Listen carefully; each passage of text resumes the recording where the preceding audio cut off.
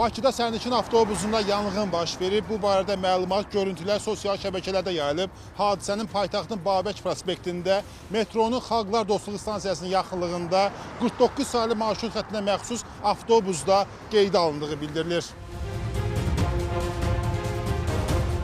Heç bir yanğın baş vermir. Texniki nasazlıqda maşın turbosu dağılıb. Texniki nasazlıq olub, saxlayıb sürücü sərnişinləri ötürüb olsun maşına saxlayıb orada. Maşın hal-hazırda oradadır, ustalar indi düzəldirlər, turbosu dağılıb. Gedib baxa da bilərsiniz. Video görüntüləri də var. Belə bir hansısa sərnişin biri götürüb şey deyib, nədir onun adı? Pajaniya məlumat, Pajaniya yazıq özü də gəlib bax, deyir bunun üçün məlumat verir. Burada yanğın var. Mən özüm danışım, dedim, xeyr qardaş, maşın orada, sən orada.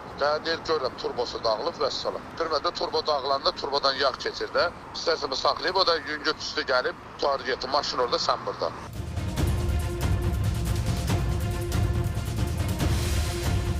...49 saylı marşrut xəttinə məxsus avtobusların olduğu qaraja gəldi və daşıyıcı şirkətin rəhbərinin dediyinə görə həmin o yandığı deyilən avtobus da buradadır və gedib çəkib yerində vəziyyətinə baxmaq olar. Amma qarajdan çəkilişə icazə vermədilər. Belə olan halda sual yaranır. Həmin o yandığı deyilən avtobus yanıb, yoxsa yanmayıb?